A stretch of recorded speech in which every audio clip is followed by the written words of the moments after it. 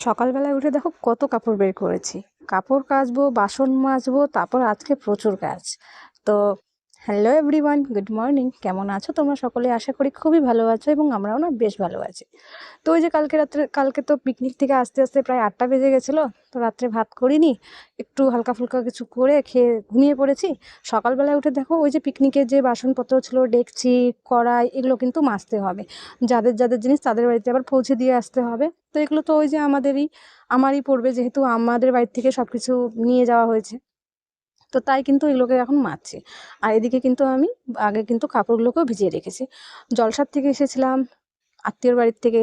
তো ওখানকার কাপড় ছিল, তারপর পিকনিকের কাপড়, অনেক কাপড় চোপড় বের হয়েছে, সবগুলোকে কিন্তু কাচবো আজকে। প্রায় 2 বালতির মতন কাপড় ভিজিয়েছি। আবার তো বের করবো অল্প অল্প করে, আবার কাচবো। একবারে যদি বের করি তাহলে না আমার আবার ভয় লাগে। তো এইভাবে আস্তে আস্তে করে নেব। এদিকে আমি কিন্তু কড়াইটা মেজে নিলাম। কড়াইটা হচ্ছে আমার শাশুড়ির। তো এটা ভালো করে না মাজলে তো আবার বকবে, তো ভালো করে মেজে ঘষে রেখে দিলাম। তারপর কালকে ভাত রান্না করেছিলাম বাড়িতে, যে সকালবেলা, তো সেগুলোর বাসনপত্র ছিল মাজার, তো সেগুলোকে কিন্তু এদিকে মেজে নিচ্ছি। আর হাজব্যান্ড কিন্তু ও কিন্তু ভোরবেলায় চলে গেছে গাড়িতে। তো আজকে তেমন একটা কাজ নেই, কিন্তু হ্যাঁ, ভাত রান্না করতে হবে, যেহেতু বাবু আছে, আমি আছি। রাত্রেও ভাত করিনি, তো ভাত রান্না করব। তারপরে এদিকে কিন্তু একে একে কিন্তু সব কাজ ধীরে সুস্থে করব। আর ভাত বসিয়ে দিয়ে এদিকে কিন্তু আস্তে আস্তে কাজগুলো করা যাবে। আর রাতের একটু কালকের মাছের তেল আছে, তো সেটা দিয়ে একটু বেগুন ভাজি করব। তো বাসনপত্রগুলোকে এদিকে মেজে নিচ্ছি। তারপর কিন্তু উনুনটা ধরিয়ে দিয়ে কিন্তু চলে আসবো কিন্তু কাপড় কাচতে, যেহেতু অনেক কাপড়, বিছানাপত্র সব কিছু বের করেছি, আজকে ধুবই। আর আজকে জমিতেও যাব না, যদি সময়টা পাই তাহলে বিকেলবেলায় যাব। আর যাইনি, কালকে তো পিকনিকে গেল সারাটা দিন। জমিতে না গেলেও হয় না, মানুষের গরু ছাগল খেয়ে নিচ্ছে লঙ্কার গাছ, আলুর গাছ। তো এদিকে কিন্তু দেখো আমি ঝটপট বাসনপত্র রেখে এদিকে চলে এলাম রান্নাঘরে। উনুনটা ধরিয়ে দেবো, উনুনটা ধরিয়ে দিয়ে এদিকে ভাতও হবে। আর এদিকে আমি আস্তে আস্তে কাজগুলো করতে পারবো, তাই কিন্তু উনুনটা ধরিয়ে দিচ্ছি।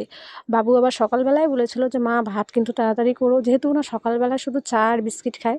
আর আমিও তেমন একটা কিছু খাইনি, শুধু মুড়ি একটু খেয়েছি। তো খিদে পাচ্ছে আমার এখন থেকেই। কাজ করছি, কাজের চাপে কিন্তু খুব মানে পেটটা আমার গুড়গুড় করছে। তো ভাবছি যে বাবুর জন্য আর আমার জন্য অল্প একটু চাল রান্না করি, আর বেগুন দিয়ে একটা মাছের তেলটা ভাজি করবো, ব্যাস হয়ে যাবে তাতে। উনুনটাও ধরতে চাচ্ছিল না, জানি না কেন কি হয়েছে, নিভে যাচ্ছিল বারবার। তো ফাইনালি কিন্তু উনুনটা ধরিয়ে দিয়ে ওদিকে গরম জল বসিয়ে দিলাম। জলটা ফুটুক আগে, তারপর চাল দেবো। এদিকে কিন্তু আমি কাপড়গুলো কেচে নিচ্ছি। বাবুর এগুলো দেখতেই পাচ্ছ, বাবুর আমার 3 জনেরই অনেক কাপড় বের হয়েছে, অনেক কাপড়। যেহেতু আজকে ওয়েদারটাও ভালো, রোদ উঠেছে, তো ভাবছি সকালবেলা তাড়াতাড়ি ধুয়ে দিলে এগুলো আবার দুপুরবেলায় আমি সবগুলোকে আবার ভাঁজ করে রাখতে পারবো। বিছানাপত্র সব কিছু আমি ঠিকঠাক গুছিয়ে নিতে পারবো। তো তাই কিন্তু কাপড়গুলোকে সুন্দরভাবে ধুয়ে নিচ্ছি। আর এই যে কলের পাড়ে একটাই কল পাড়, এখানে বাবু একবার গেল বাথরুম, তারপর একের পর এক লোক আসতেই থাকে।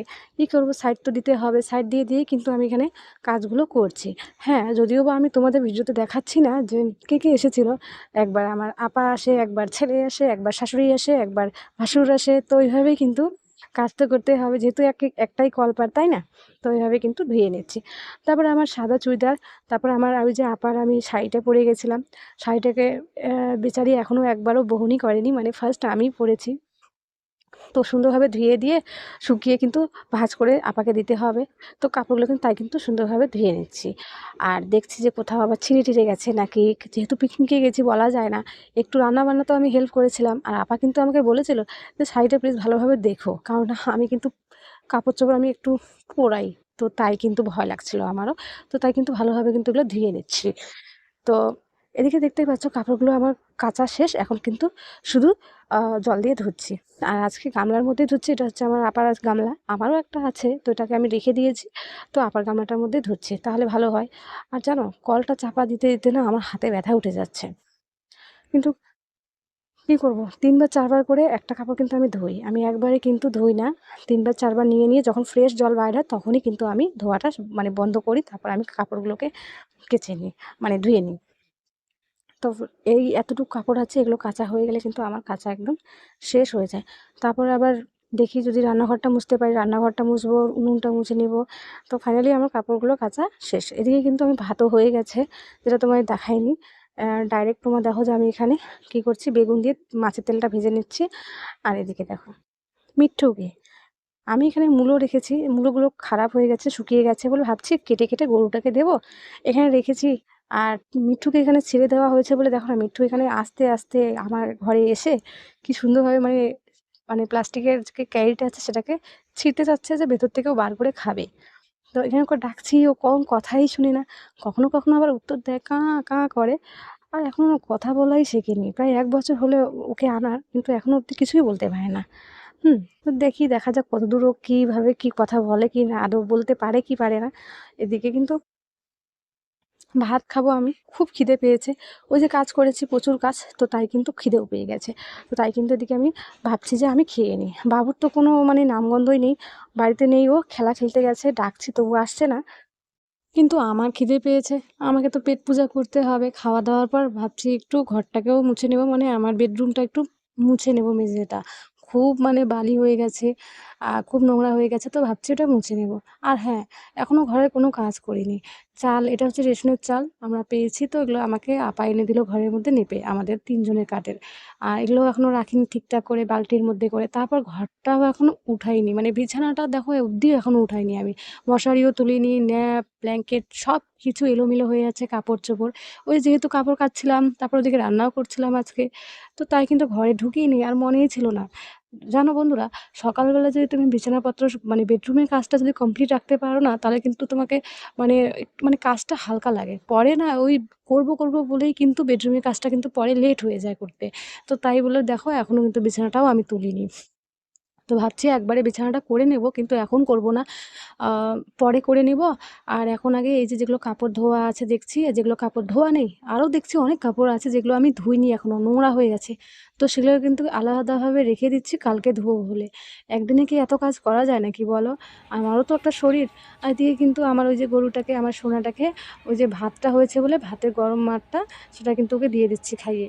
তো ওকে বালতির মধ্যে দিয়ে দিচ্ছি, ও খুব সুন্দরভাবে খাচ্ছে। তারপর বাড়িতেই বাঁধা থাকে যেহেতু জায়গা নেই, তো ওকে খড় দিয়ে দেবো। আর এদিকে দেখো ছাগল কিন্তু ওই যে ডাঙ্গির পাড়ে আছে, তো ওকেও আমি একজনের বাড়িতে মার আনবো, গিয়ে কিন্তু ওকে দিয়ে আসবো মাঠটা।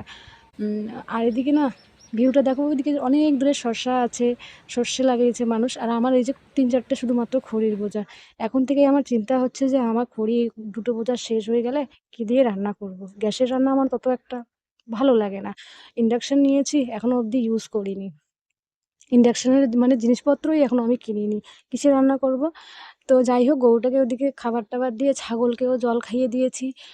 আ তো তারপরে এখন বেডরুমে চলে এলাম। এখানে লাইটটা দিলাম, ফ্যানটা শুদ্ধ দিলাম। ফ্যানটা এই কারণে দিলাম, ঘরটা কিন্তু একদমই শুকাবে না।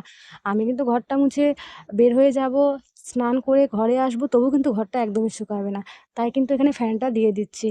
আর যদিও বা আমি না মানে খুব আ জলটাকে নিংড়ে নিয়ে খুব চিপে তারপর কিন্তু ন্যাকড়াটা দিয়ে আমি মুছছি শক্ত করে, যাতে জল না থাকে। আর তবুও কিন্তু ঘরটা শুকাতে চায় না, জানি না কেন? তো তাই কিন্তু ফ্যানটা দিয়ে দিয়েছি। আর এদিকে ঘর মুছে-টুছে এখন কিন্তু স্নান করে চলে এলাম ঘরে। ওই যে ঘরের আবার বিছানাপত্র সব যেগুলো কাপড় শুকিয়ে গেছে সেগুলোকে ঘরে এনে ভাবছি যে সেগুলোকে একটু এখনই ভাঁজ করে নিই। তো স্নান করে নিয়ে এখানে কিন্তু কাপড়গুলোকে ভাঁজ করে নিয়েছি, বিছানাটা তুলবো, আবার নতুন একটা চাদর বিছাবো। মানে নতুন না, মানে পুরনো চাদরই আছে সেটাকে বিছাবো। মানে এমন তো না যে ওটা চাদর ছিঁড়ে গেছে, তো একটু কালারটা ডিসকালার হয়েছে, তো ভাবছি সেই চাদরটাকেও ইউজ করব। তারপর কয়েকদিন ইউজ করার পর সেটা দিয়ে একটা কাঁথা বানাবো। যেহেতু এই বিছানাটা আমার বড়, মানে বেডটা, তো এই বেডটার জন্য আমাকে একটা কাঁথা না মানে বানাতে, সেলাই করতেই হবে। কাঁথা আমি যদিও আমার আছে 4-5টা কাঁথা আছে, তো সেগুলো ছোট হয়ে যাচ্ছে, হচ্ছেই না। তো তাই কিন্তু একে একে কিন্তু সুন্দর করে কাপড়গুলো সব ভাঁজ করে নিচ্ছি। আমার চুড়িদারগুলো সব সুটকেসে ঢুকাচ্ছি। বাবুর জামা আমার এই সুটকেসে নেই। ওর জামা হচ্ছে ওই যে ড্রেসিং টেবিলটা আছে, ওখানে যে ড্রয়ার আছে সেখানে ওর কাপড়-চোপড় রাখি। তো ওর প্যান্ট জামা সব কিছু ভাঁজ করে ওখানে রাখছি। আর হ্যাঁ, ওয়ারড্রবটা যে আমার কেনা হয়েছে, আলমারিটা, সেখানে কিন্তু তেমন একটা কাপড়ই নেই বলতে গেলে। শুধু শীতের কয়েকটা কাপড় আছে বাবুর, আমার আর ওর পাপার, 3 জনেরই। আর এখন শুধু বিছানাটা তুলবো। তারপর হ্যাঁ, আজকে কিন্তু হচ্ছে আমার বাবুর বার্থডে, মানে আমার ছেলের, সোনা বাবাটার আমার বার্থডে। ও নিজেই বলল যে বার্থডে করব না, কিন্তু বিকেল হয়ে গেছে এখনও বায়না ধরেছে যে আমি বার্থডে করব আম্মুই। তো ওর পাপাও তো নেই, চলে গেছে গাড়িতে। তো ওকে বললাম যে তোর পাপা আগে আসুক, কি বলে কর। আর যেহেতু বড় হয়ে গেছে, আর আমাদের বাড়িতে কিন্তু এগুলো পছন্দ করে না বার্থডে করা। সেদিন তো আমি হাসব্যান্ডটাই করেছি, ওকে একটা সারপ্রাইজ দিয়েছি, যেটাও আমরা কিন্তু 3 জন মিলে করেছি, কাউকে ডাকিনি, কিচ্ছু বলিনি যে কার বার্থডে করলাম, কি করলাম, কেকটা কেন আনা হলো। এমনি বলেছি যে কেক এনেছি খাও। তো বেডরুমের কাজ আমার একদম শেষ হয়ে গেল, কিন্তু এখন একটু স্বস্তি পেলাম। তো দেখো এদিকে কিন্তু রাত্রিবেলায় বাবুর বার্থডে ফাইনালি করা হচ্ছে। মানে ও কান্না করছিল, তো ওর পাপা কিন্তু ওর জন্য কেক নিয়ে এসেছে ফাইনালি। তেমন কিছু ডেকোরেশন করা হয়নি, কিচ্ছু করিনি, পায়েস করিনি, কিচ্ছু করিনি। তো এই কেকটা দিয়েই কিন্তু আজকে ওর বার্থডে হবে। আর আজকে কিন্তু বাবু 11 বছরেও পা দিবে, মানে 11 বছরের পা দিবে। 10 বছর ক্রস করেছে, এখন 11 বছরে পা দেবে। তো ওর পাপা দিকে শুয়ে আছে, ওই যে ওর বন্ধু বান্ধব এসেছে, সবাই মিলে ওর বার্থডে সেলিব্রেট করবে বলে। আর শুধু বার্থডে কেকটাই কাটবো আর সবাইকে একটু কেক খাইয়ে দেবো, ব্যাস এতটুকুই। তো ও তো খুব এক্সাইটেড। আর কয়েকটা বেলুন আনা হয়েছে আর একটা স্প্রে আনা হয়েছে, পার্টি স্প্রে না ওটা কী স্প্রে আমি জানি না। নাম লিখিয়েছে দেখো, ওর নাম শাহিদ। তোমরা জানো কি জানো না, কিন্তু ওর নাম হচ্ছে শাহিদ, এমডি আবু শাহিদ। তো এখানে শুধু ওই পাড়া প্রতিবেশীর কয়েকটা বাচ্চা আছে, আর আমাদের মানে আমার এক জায়ের 3টে বাচ্চা আছে, সবাই মিলে এখানে সেলিব্রেট করছি। আমার আপা আছে, সবাই আছে। ভাইয়াকে ডাকা হলো, ওর দিদাকে ডাকা হলো, কেউ আসলো না ঘরে, জানি না কেন। আর এটা যে কি এনেছে, মানে খুলছেই না, কি জানি কি হয়েছে, হয়তো খারাপ হয়ে গেছে। এটা আমার এক দেওর এনেছিল, জানি না কেন এটা চলছে না, হয়তো ভিতরে স্প্রিংটা হয়তো খারাপ হয়ে গেছে, নষ্ট হয়ে গেছে। তো অতক্ষণে থাকিনি, বাবাকে বললাম, বাবা তুই কেকটা কেটে নে, যেহেতু না আমাদের দিকে আবার বড় বাবা বের হয়েছে, বাচ্চাগুলো আবার বাড়ি যাবে, তাই ভাবছি যে তাড়াতাড়ি তুই কেকটা কেটে নে। তো ও কিন্তু এদিকে বাবু কেকটা ফাইনালি কেটে ফেললো। এই ছোট ছোট জিনিসই তো আমাদেরকে একটু সন্তুষ্ট করে, টাকা পয়সা কম থাক আর বেশি থাক, ছোট্ট একটা কেক এনে ওর জন্য সেলিব্রেশন করলাম, তাতেই দেখো কতটা খুশি হয়ে গেছে। তো আমি এগুলোই চাই, ও এটাই চায়। আহামরি আমরা বিশেষ কিছু চাই না। আর জীবন থেকে তো অনেক কিছু পেয়েছি, জীবনে হাসবেন্ড অনেক কিছু দিয়েছে। হয়তো আরও উন্নতি করতে পারবো, যদি তোমরা দোয়া আশীর্বাদ করো তো অবশ্যই পারবো। যেহেতু হ্যাঁ, আমি কিন্তু খেটে খাওয়া মানুষ, এমন না যে আমি খেটে খাই না।